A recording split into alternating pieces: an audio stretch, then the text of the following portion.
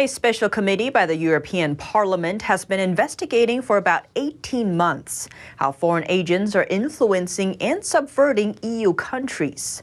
The director of the French military think tank now says why there's hope for the EU to better understand the threat of Chinese influence operations. This report comes from NTD's France correspondent David Vives.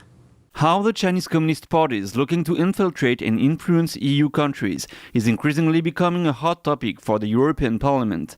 A EU Special Committee on Foreign Interference and Disinformation has now finalized its inquiry that started 1.5 years ago. The committee has conducted 50 hearings with around 130 experts. It has been investigating the different ways in which foreign agents infringe and subvert democratic processes. The committee has focused on both organizations as well as governmental actors, including China. Jean-Baptiste Jean-Vilmer is the director of the Institute for Strategic Research at French Ministry of the Armed Forces. He mentioned some of the committee's conclusions. Here are some measures proposed by the committee.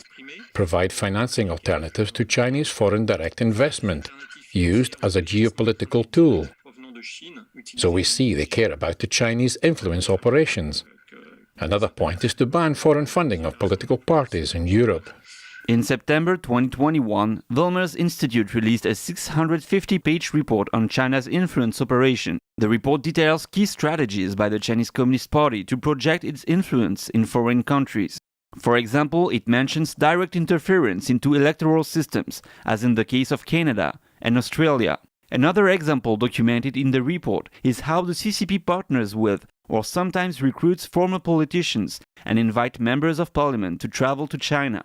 This allows the CCP to get information or intelligence on foreign countries and also open doors for Chinese companies to enter foreign markets. And also, one recommendation by the committee is to make it harder for the CCP to recruit high-level politicians soon after they have retired. In Taiwan, there is a problem with former generals. When these generals retire, they are offered by the Chinese to work for them.